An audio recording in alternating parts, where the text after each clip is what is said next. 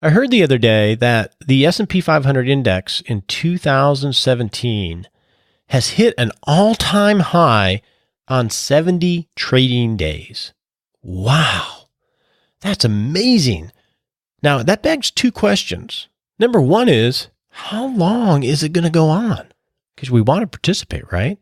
And it also begs the question, how do I protect myself, especially if I'm near retirement?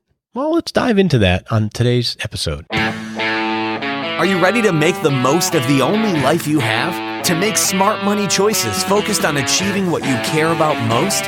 Here to help you balance living well today without sacrificing your tomorrow is the Retirement Answer Man, Roger Whitney.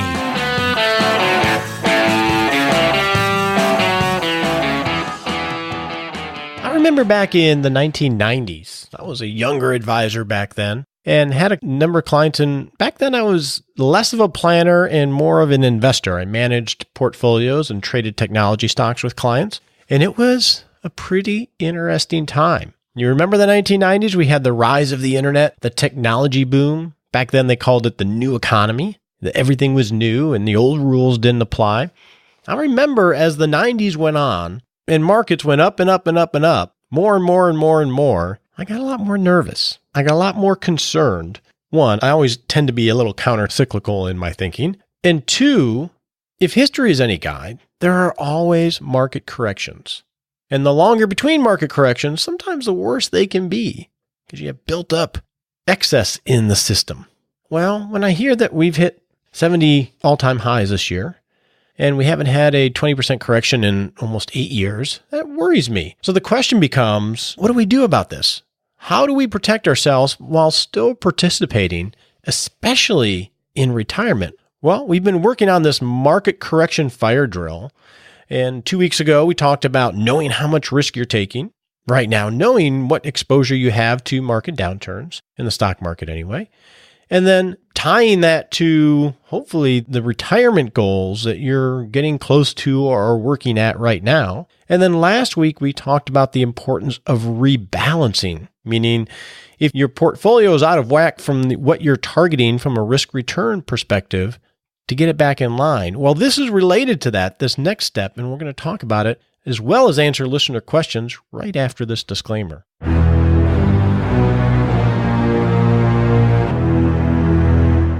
All right, we're going to talk about investing today, so it's important to remember you can't invest in indexes.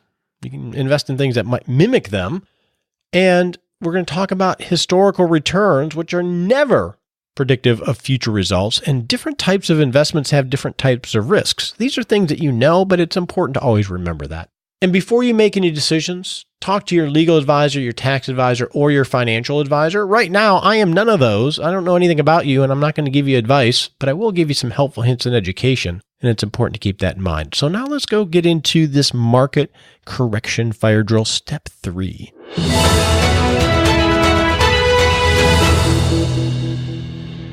When we're investing for retirement, it's important to make sure that we keep the long term the long term.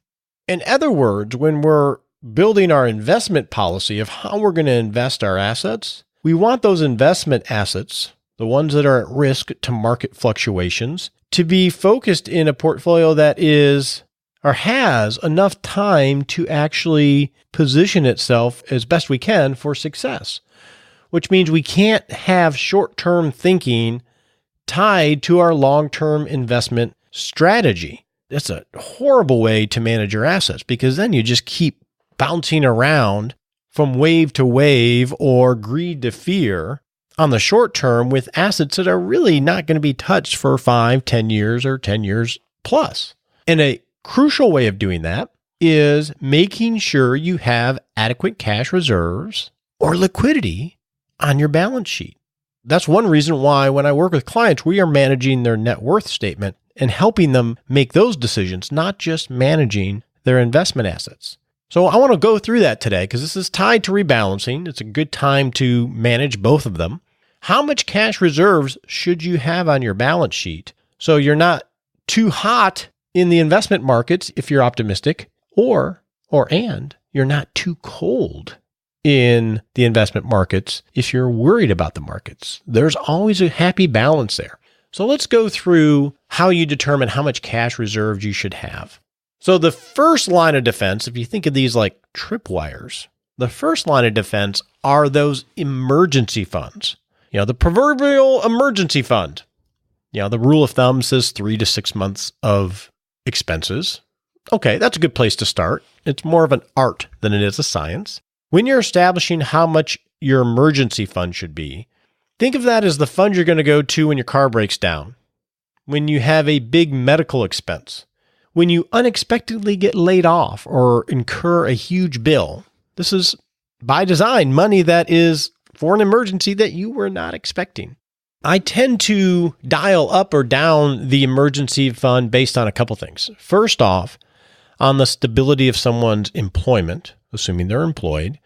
If they have a lot of stable income and it's a stable employer, meaning that it's not a job where, they could get cut tomorrow just because of the corporate culture, you may be able to skew down from the higher end, a little lower than 6 months. I have clients, though, that are either self-employed or they work for a very volatile employer, or they have very volatile income, commission income, self-employment income.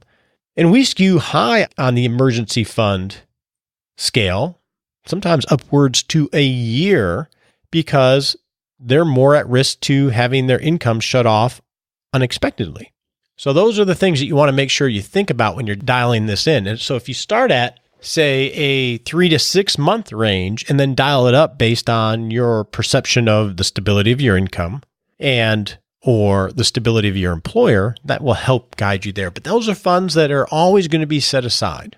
Once you have that, the next tripwire or bucket of cash reserves that you want to have are upcoming spending that you anticipate having over the, say, next 12 or 16 months. I'll give you a personal example of that. So over the next 12 months, I have a new fence I have to put in my backyard. We'll call that $6,000.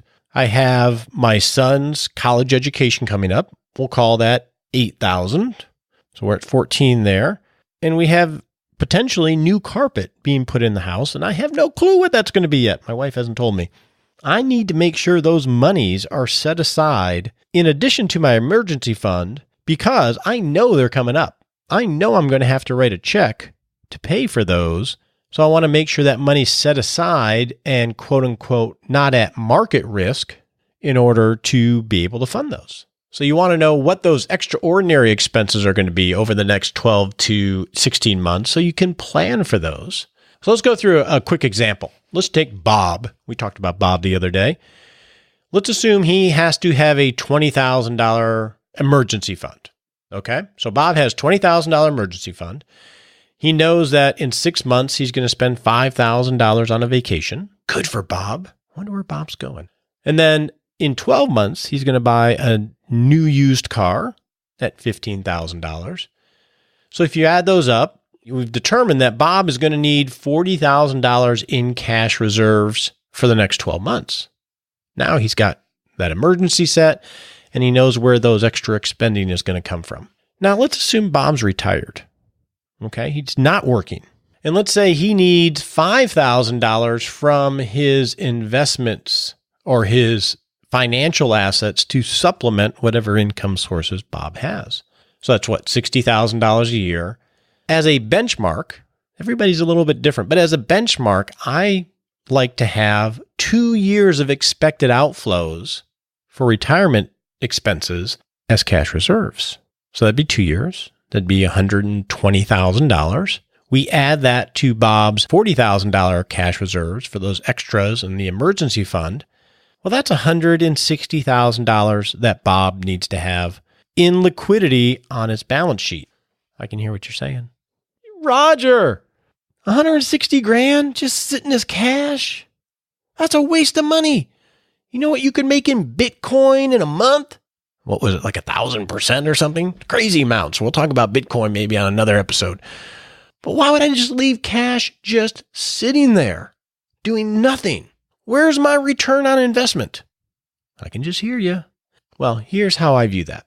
By having these cash reserves, in Bob's case, it allows us to have his long-term investment portfolio allocated more appropriately because we're not hedging on the conservative side because we're thinking, I might have to grab some money from it at some point.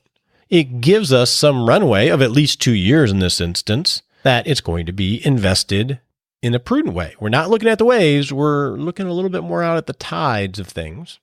And if you look at his investment portfolio, most likely there's going to be some layers of shorter term fixed income in there, in the mix there, which really means Bob has not just 2 years, maybe 3 to 5 years of statistically low volatility money that he can access to fund his life. So that means the most risky assets, the equities and other things, are probably 5-year plus money, which give them statistically the best chance to perform from a market cycle perspective, right? So that allows those long-term assets truly to be allocated more for the long term rather than for the short-term need. So overall, you may have better overall performance than if you were to hedge a lot more conservatively because you didn't have a lot of cash available. Now, let's talk about the return on investment from cash reserves, this $160,000 in Bob's case. Well, number one,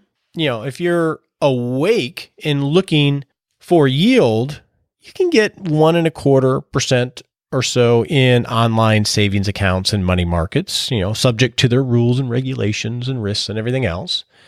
But interest rates are slowly creeping up.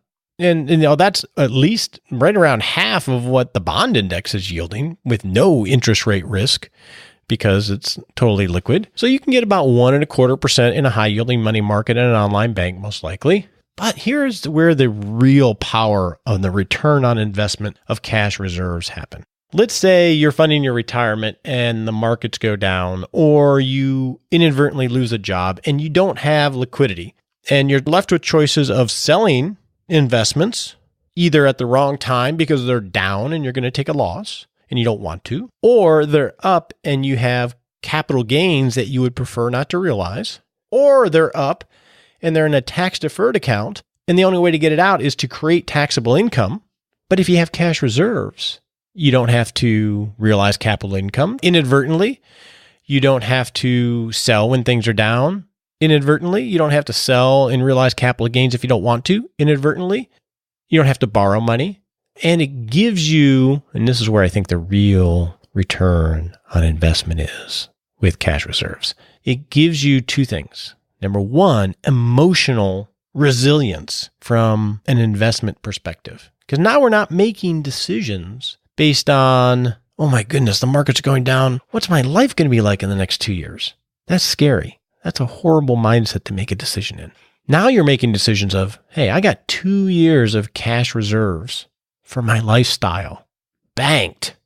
And I can make some adjustments to make that last longer. I'll tell you, with clients that I worked with in 2008, having those cash reserves really helped mitigate the damage and helped us stay in the boat as the rapids of the market tried to flip us over.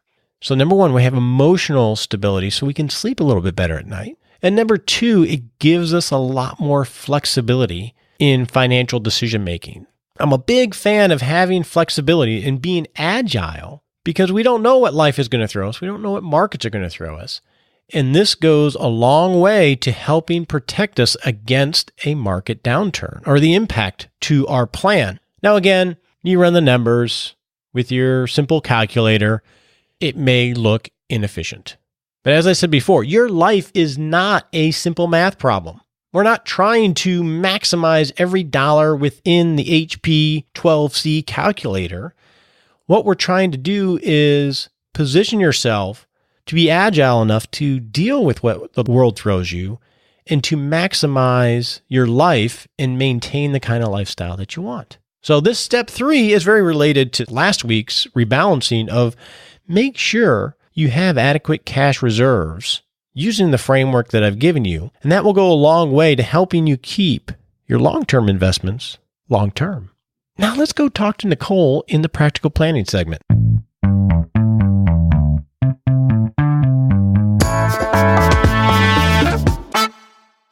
Oh, you better watch out. You better not cry. Oh, Nicole, Santa Claus came to town. He sure did. I thought you weren't going to sing on the podcast anymore. No, that was your requirement. You said I couldn't sing. I can do whatever I want. But Santa Claus came in a big way. No, not in a big way. I did my daughter, she got me a day at a museum. Which one? We have to decide, but that's what she got me. I told her I didn't want anything. I wanted an experience with her. So I'm excited about that. That's probably one of my favorite gifts. That's cool. So are you going like to a local museum, or is it going to be maybe going on a trip? That's a good point, because I do owe her a trip. So maybe I'll go to DC and do the Smithsonian together. That'd be so fun. We've done the Smithsonian a while ago. I'm thinking we'll figure out something. But anyway, how was your Christmas? It was great. Got to spend some time with the kids and our extended family and eat too many sweets, and it was awesome. And you expectations were in check? Totally in check. Okay. Well, so we have listener questions today, so why don't we get to them? Who do we got first? Our first question is from Henry, which is one of my favorite names. It's one of my son's names. And he has a question about IRAs. So in 2016, they made a contribution to his wife's IRA that turned out to be not deductible because of their income. And so he is wanting to know if there's a way that they can repurpose that non-deductible IRA and kind of simplify their tax accounting for the future, or are they going to have to keep making contributions with additional monies? Yeah, when you mix non-deductible contributions with deductible contributions in an IRA, it can get a little sticky later on when you're taking money out, because you got to know what post-tax money did you put in that you don't want to have to pay taxes on again. So here are a couple ideas, Henry. First off, you could set up a separate IRA and label it as non-deductible contributions and move over what you put in 2016. You may not be able to get it exact, but at least you'll segregate to your best estimate what that money is so you can keep track of it. And then when you go take money out from your IRAs when you're old and gray like me, well, I'm not there. I'm not there yet. What am I saying? When you start taking money out, you'll be able to know which one is which. You know, we do that a lot when we have clients that have made after-tax contributions to 401ks. You want to have, when they bring those out and roll them out, you want to make sure they're separated so you can account for that. Another idea, and it doesn't sound like this is necessarily this might be the case. Well, no, it doesn't sound like it is. If you can get her traditional IRA assets into a 401k plan, you could do a backdoor Roth contribution with those non-deductible contributions. And we've talked about that before. I can't tell if she works or not. I'm thinking, no, actually, you said it was a single income household, so she may not have that option. So the third idea is, at least for the future, if you're under the income limits and you see you're not going to be able to make a deduction for IRA purposes, you may just have her do a Roth IRA rather than a non-deductible IRA. So there's some ideas, but yeah, you definitely want to make sure you segregate those. Our next question is from Stephanie. She says, as a single person, I'm approaching retirement at the end of the year and must decide between a lump sum payout from my pension as defined benefit versus a single life annuity guaranteed for life. My employer is a large nonprofit healthcare organization. While the pension is well funded, what are the risks of a single life annuity? Hey, Stephanie. It's a great question. So last week we answered a question related to this in how do you choose between a lump sum or the pension option. Yours is pretty specific. What are the risks of a single life annuity? So the risk is generally that, well, one, a single life annuity only goes until you pass. So there's no remainder benefit, no guaranteed of benefits to anyone. So if you die the day after you elect it, it's gone. And that's why that's usually the highest payout. And then from a risk standpoint, it's going to be one, it's not going to increase by inflation. So you don't have any inflation increases over having dollars invested. You have the opportunity to try to keep up with inflation.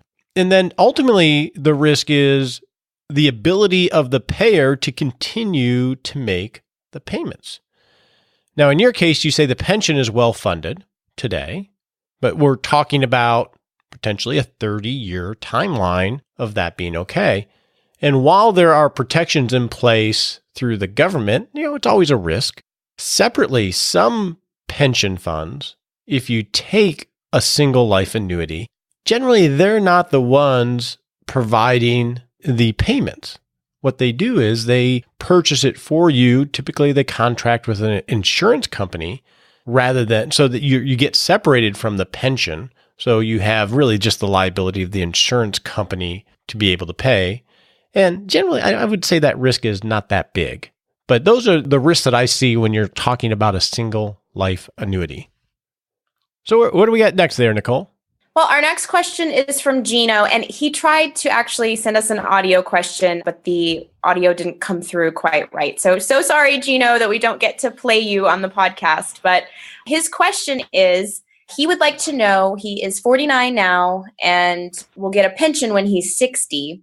He wants to know if he should invest money in his employer's 401k if they don't match it, or if he should just wait for his pension. I would look at them separately, Gino. I would look at, okay, you have the benefit of this pension, which is awesome, by the way. Makes planning that much easier, but most likely it's not going to cover the kind of life you want to live in retirement. So you need to be saving to build wealth, especially at 49 years old, in addition to your pension. So that means the question becomes, what is the best vehicle for you to save?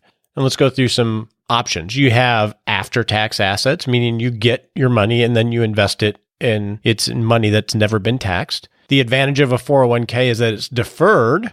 So you have more money working for you sooner because the money that gets invested is all pre-tax dollars, but you may have to take it out in an after-tax way later on. And then you have Roth IRAs or Roth 401k, which you pay the tax on it now and it grows tax-free. I think the decision is, first, how much are you able or willing to save to help build wealth for you and your family? And then you go through the decision tree then, okay, what's the most efficient way for you to actually be able to do that? And the 401k may be, but it also may be a Roth IRA. A lot of that's going to depend on your tax bracket and other things. I would definitely make it a point to save outside of just getting a pension. Our next question is from Martin, and he lives in California. So he wrote in and says, I've never bought earthquake insurance for my personal residence or my rental. The coverage is not good and it's expensive. A $50,000 deductible on a $400,000 house. It's also filled with stuff that's not covered. Now that I finally have equity in my home, am I making a mistake? Wow. $50,000 deductible on a $400,000 home. Well, Martin, it doesn't sound like a great deal. Here are some things to consider. One is, well, how much equity do you have in your house, right? If it's owned outright, you still have a basically 25% deductible. And two, I don't know what expensive means for premium because it definitely will make a difference of what you have to pay on an annual basis for a very, outside the box expense. When we think about insurance, we're thinking about transferring some or all of the risk to an outside entity, right? An insurance company. So the first way is to self-insure it, which is what you've been doing. And the second is transferring some of the risk to an insurance company. And the more risk you transfer, the higher the premium is going to be. I have not dealt with earthquake insurance before because I live in Texas. We have little rumbles now and then, but nothing major. But that sounds extremely expensive. So I don't know if you're necessarily taking that big of a risk by not getting it, but you definitely should talk to some people that are very familiar with it and evaluate your options. But it doesn't sound like that great a deal to me. That's all I got. Shall we get happy? Let's get happy.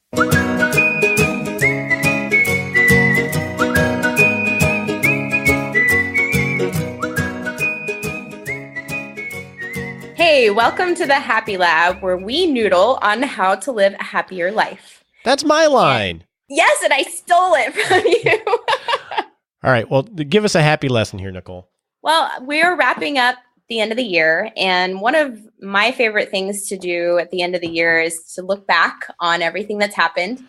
And one of the fun things that pops up for me is on Goodreads, which is my app that I use to keep track of what I read. I'm a little loath to admit this because I know you're going to make fun of me hardcore. But in 2017, I read 12,868 pages across 40 books. So I'm no slouch when it comes to reading. You are no slouch. when it comes to reading. That's why you can just recall these quotes from Macbeth and other things just on the fly. That's yes, why. But don't ask me what I ate for dinner 2 days ago because I have no idea. So the question is for you, what can you reflect on over 2017 and look on and say, I'm proud of myself for doing that? I think that's something important to do. Good job, Nicole. You get a star in your reading book. Thanks, Roger.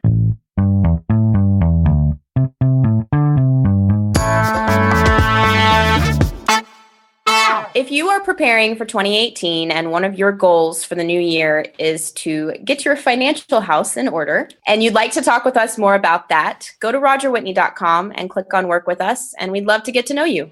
Happy New Year! Happy New Year! 2018! Woo-hoo! We appreciate you joining us today for this episode of Retirement Answer Man. Be sure to visit rogerwhitney.com/answers to access the Retirement Answer Library with over 30 checklists to help you make the most of the only life you have. Remember, you have more power than you realize to create an amazing life starting today with Retirement Answer Man. The opinions voiced in this material are for general information only and are not intended to provide specific advice or recommendations for any individual. All performance referenced is historical and no guarantee of future results. All indices are unmanaged and may not be invested into directly. Have a wonderful day.